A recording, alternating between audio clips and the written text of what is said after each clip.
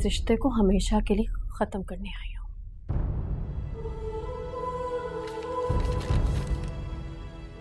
खुला के पेपर्स।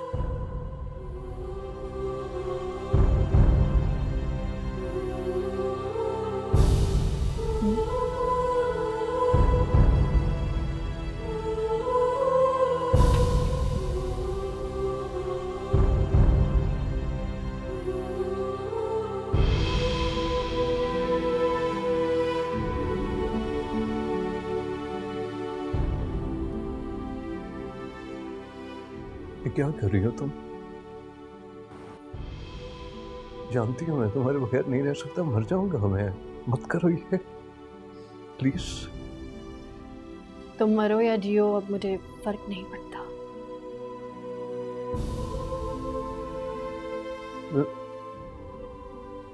मैं मर गया तो तुम्हें कोई फर्क नहीं पड़ेगा, कोई तकलीफ नहीं होगी तुम्हें?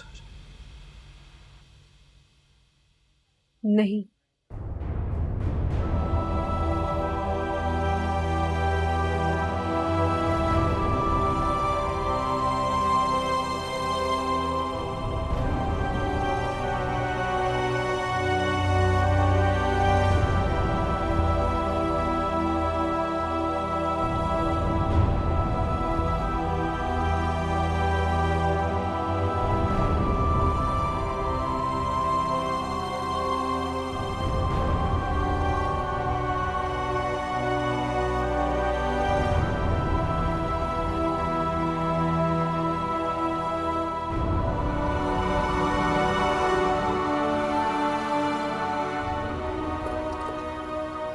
साहब, ये क्या हुआ है? यार वो पार्किंग लॉट में ना एक बाइक वाले ने हिट कर दिया मुझे। इतना खून! आप यहाँ क्यों आए? चले डॉक्टर के पास। रिलैक्स सारा, छोटी सी चोट है, मामूली सी, ये घर में बैंडेज कर लेते हैं, सही हो जाएगी। ये मामूली सी चोट में इतना खून बह रहा है, कहीं कोई वेन ना डैमेज हो गई हो। साहब प्लीज चलें। ओहो, क्या हो गया? मैं इतनी आसानी से थोड़ी मरने वाला हूँ, मुझे मारने के लिए कोई बड़ा जख्म चाहिए। साहब प्लीज, मैंने आपको कितनी दफा कहा है मुझसे ऐसी बातें मत किया करें। तो क्या ऐसी बातें करने के लिए दूसरी बीवी लाया हूँ मैं? अच्छा, आई एम सॉरी, लेकिन जहरा क्यों इतना रिएक्ट कर रही हो तुम? तो वाकई ऐसे परेशान हो गई हो जैसे मैं मर गया हूँ। और इतनी तकलीफ मुझे इस जख्म से नहीं हो रही है जितनी तुम्हारी आंखों में आंसू देख के हो रही है। तो क्यों करते हैं ऐसी बातें यहाँ? मेरे दूर जाने के ख्याल से तुम्हारी आंखें भर आती हैं, बहुत अच्छा लगता है मुझे। क्या क्या मसला है तुम्हें? चोट मुझे लगी है, एक्सीडेंट हुआ, ऊपर से मार भी मुझे रही है। सॉरी सॉरी, आप बैठे, मैं बैंडेज लेकर आती हूँ। ओफो, क्या कर लिया? रिलैक्स सारा, कुछ भी नहीं हुआ, हल्का सा जख्म है।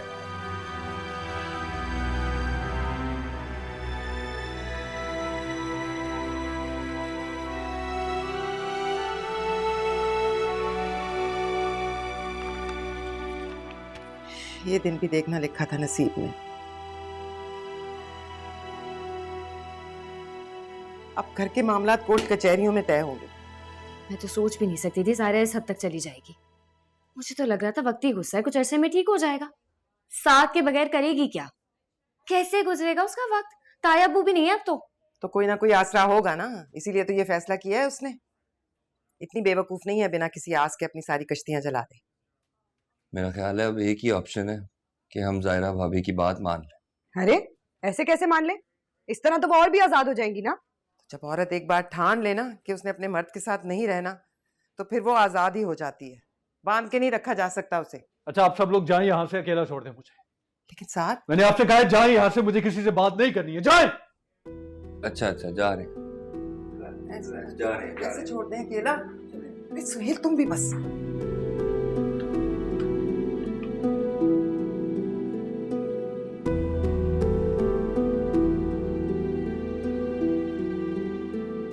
वहां जाकर यह तमाशा करने की क्या जरूरत थी? तुम्हारा शौहर बिस्तर पे पड़ा है और तुम्हें तलाक की पड़ी है। लोग क्या कहेंगे? तुम्हें अपनी इज्जत का जरा भी ख्याल नहीं? इज्जत की वजह से ही सब कुछ कर रही हूँ मामू। मेरे नाम के साथ उसका नाम जुड़े, ये मुझे हरगिज़ गवारा नहीं। जो तुम कर रही हो ना जायरा, एक दिन पछताओगी। मर्द के बगैर हमारे मुआशरे में औरत का गुजारा नहीं है।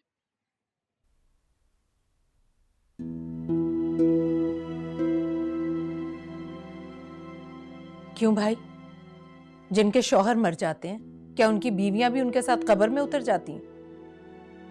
अब शब्बीर के बाद मैं भी तो जिंदा हूं। फजूल बातें मत करो नफीसा, एक तो गलती कर रही हो, बजाय समझाने की अपनी बेटी की तरफदारी कर रही हो। हमारे मुआशरे में बेटी की शादी करना कितना मुश्किल है जानती हो ना तुम। माँ बाप दिन रात मेहनत करते हैं कि उनकी बेटियां घरों में आबाद रहे, और तुम्हारी बेटी अपने बसे बसाए घर को बर्बाद करने पे तुली हुई है। मैं पूछता हूं कि तलाक लेकर क्या करेगी वो, और तुम दोनों माँ बेटी कैसे गुजारा करोगी, कभी सोचा भी है तुम लोगों ने? मैं सारी जिंदगी यहाँ बैठकर तुम लोगों की देखभाल नहीं कर सकता। भाई आपको हमारे लिए परेशान होने की जरूरत नहीं है। जिसने पैदा किया वो गुजारे के असबाब भी पैदा कर देगा, और वैसे भी मुझे अब किसी से कोई उम्मीद नहीं है। बात को गलत रंग मत दो नफीसा। नवाज इसलिए सब कह रहे हैं कि दुनिया का यही दस्तूर है। वैसे भी घर की इज्जत बचाने के लिए औरत ही को कुर्बानी देनी होती है। अगर आपकी अपनी कोई बेटी होती और उसके साथ ये सब कुछ होता तो क्या आप यही करते? आप उसे एक ऐसा रिश्ता निभाने पर मजबूर करते जिसे वो निभाते निभाते खुद मर जाए। नफीसा, अगर मेरी बेटी होती ना तो मैं ये नौबत ही ना आने देता। उसका हाथ पकड़ के उसे वापस उसके ससुराल छोड़ के आता। बस फिर अल्लाह से मेरी यही दुआ है कि ऐसा बाप अल्लाह किसी दुश्मन को भी ना दे। जो लोग दिलों में औलाद की मोहब्बत की बजाय दुनिया का डर और खौफ पालते हैं, उनकी औलादें रुल जाती हैं दुनिया वालों के सामने। और भाई, मैं ऐसा हरगिज नहीं होने दूंगी। क्या कर लिया दुनिया ने जब मेरी बेटी साथ के साथ इतनी मुश्किल जिंदगी गुजार रही थी? इतना कुछ बर्दाश्त कर लेने के बाद कौन सा मेडल दे दिया जमाने ने उसे जो मैं लोगों से डरूं? जिंदगी इस तरह नहीं गुजरती। दुनिया में रहते हैं तो दुनिया की परवाह करनी पड़ती है। ये अच्छा है भाभी, औलाद सिसक सिसक कर जिंदगी गुजार दे और माँ बाप उन्हें सपोर्ट ना करें सिर्फ इस डर से कि दुनिया क्या कहेगी। मेरे लिए बस मेरी बेटी और उसका सुकून अहम है। मुझे इस बात की कोई परवाह नहीं कि कोई क्या सोचता है। नफीसा, तुम कैसी बस बातें भाई साहब, बहुत सुन चुकी मैं। अब सुनने कहने को कुछ बाकी नहीं रहा। जब अपने ही रिश्ते मजबूत बनाने की बजाय उन्हें कमजोर करने लगे तो उनसे दूरी इख्तियार कर लेनी चाहिए। बस भाई, आप भी यही समझ लीजिए कि आपकी कभी कोई बहन थी नहीं। दिमाग खराब हो गया तुम दोनों माँ बेटी का। एक दिन पछताओगी। ठीक है, आज के बाद मेरा तुम लोगों से कोई ताल्लुक नहीं। चलो मरियम।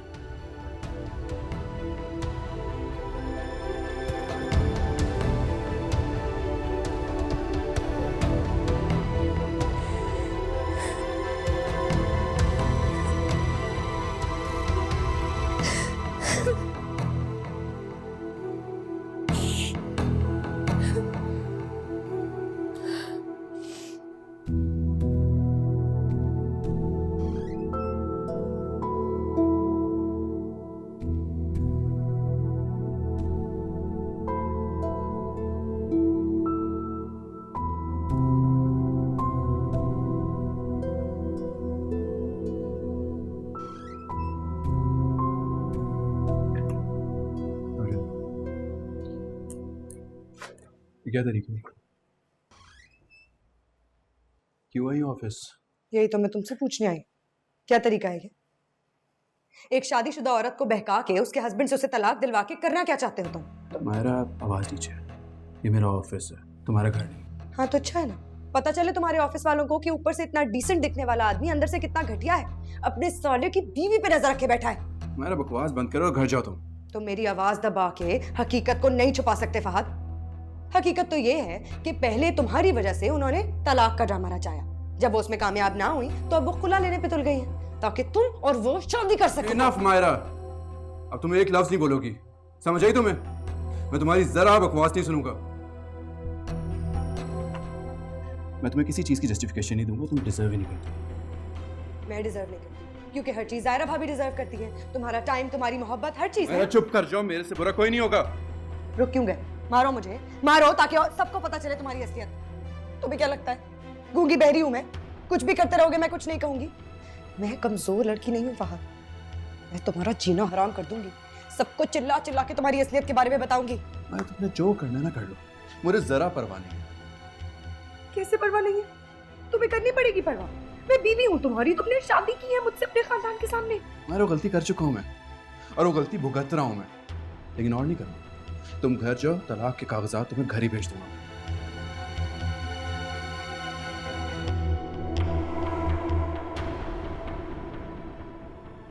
तलाक देने से पहले एक बार ये सुन लो कि मैं तुम्हारे बच्चे की मां बनने वाली हूं।